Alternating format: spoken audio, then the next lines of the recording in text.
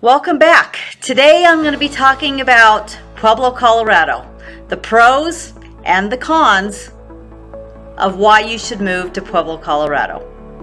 What do we have to offer? We have a lot to offer. It's a great town.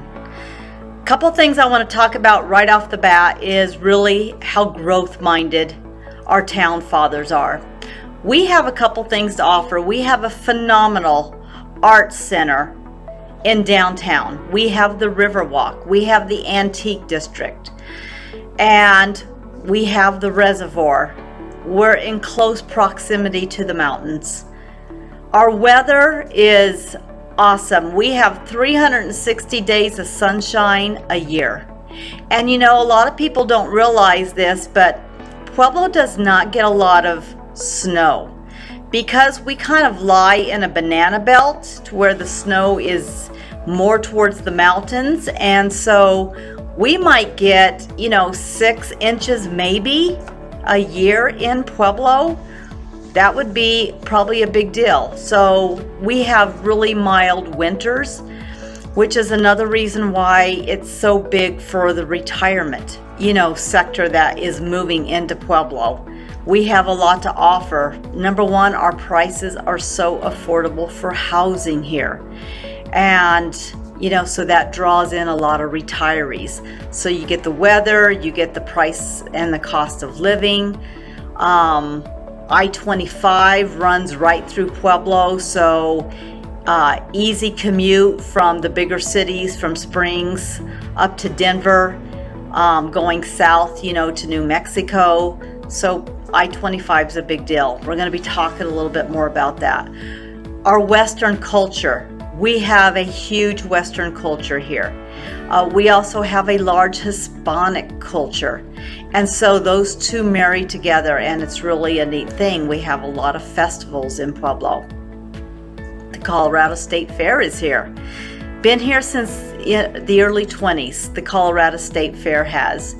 And, it was built during the Depression. A lot of people don't know that. So there's a lot of history in Pueblo. And then one of our produce producing areas is St. Charles Mesa. And so if you're really into organic foods and you want to get your food fresh, your vegetables, your fruits, you can go out to St. Charles Mesa, the Avondale area. That's where all our farmland is. And we are very rich because we also grow a lot of Pueblo chilies out there. And we're going to talk about the Chili Fest. So you stay tuned, and we're going to bring you a whole lot more, and we're going to talk about each one of these areas.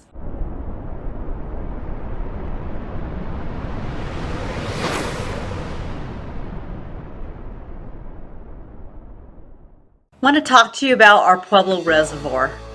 Our Pueblo Reservoir goes back to the 70s when it was planned, and it really became a big part of Pueblo way of life.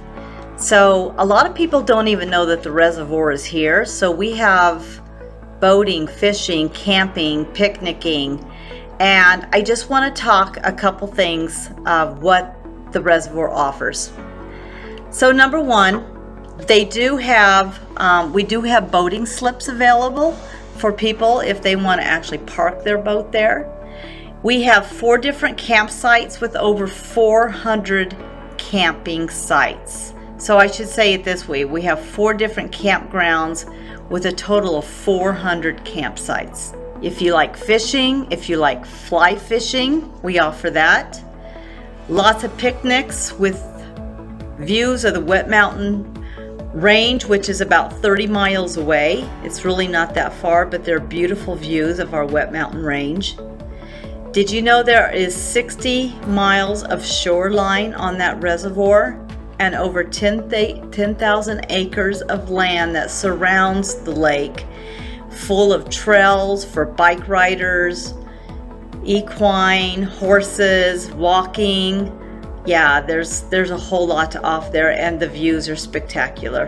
And I'm going to include a website And remember, it's going to be on the download link at the end that you can get that website where you can go and you can really learn more about our reservoir. Something that I had mentioned earlier was our downtown historic Riverwalk and Antique District. And we have a lot of outside dining down on the Riverwalk. We have boat rides that you can rent and you can take down on the Riverwalk. It's just a beautiful place to go. Throughout the summer, we have concert venues. We have music venues that set up. And it's, with the outdoor dining, it just really has a really great atmosphere. And remember, because of our beautiful weather here, it's always just really nice. We don't have lots of rain, but we have really nice, cool evenings to go down and enjoy that Riverwalk with. So adjoining the Riverwalk is also our Antique District. And there's some curio shops down there. So stroll along the Riverwalk, then you can take a walk on down on Main Street, on Union Street, and go into some of those curio shops. The antique stores, there's just so much. Ice cream shops, jewelry shops. It's just a really quaint area. And if you walk far enough, you're actually going to end up in our historic train depot. Take some time and walk through the train depot. It has been totally 100% restored back to an era when train was our main transportation. It's a beautiful building, and there's an ice cream shop in there. There's some curio shops in there, some gift shops. Just make the loop, and it would be a really nice afternoon just to spend some time here in Pueblo, Colorado. We also have CSU, which is the Colorado State University College. Now, that college is historic. It goes clear back to the 30s when they started that. A lot of people do not realize that. Through the years, it has evolved, and now it is a big business school. It's called the Hassan Business School of Business. They offer a nursing program, really big in the educational field as far as graduating teachers for education. And it's a beautiful campus. And they open it up to the public in Pueblo so that we can also hold events there. And a large football field, basketball, hockey. We just do a lot there. So I'm also including the link to that, because if somebody's looking to go to college, or maybe somebody looking to go to college, it's quite affordable, and you couldn't ask to be in a more friendly town of Pueblo, Colorado, to get your college degree. Now, a little earlier I had talked about the I-25 corridor.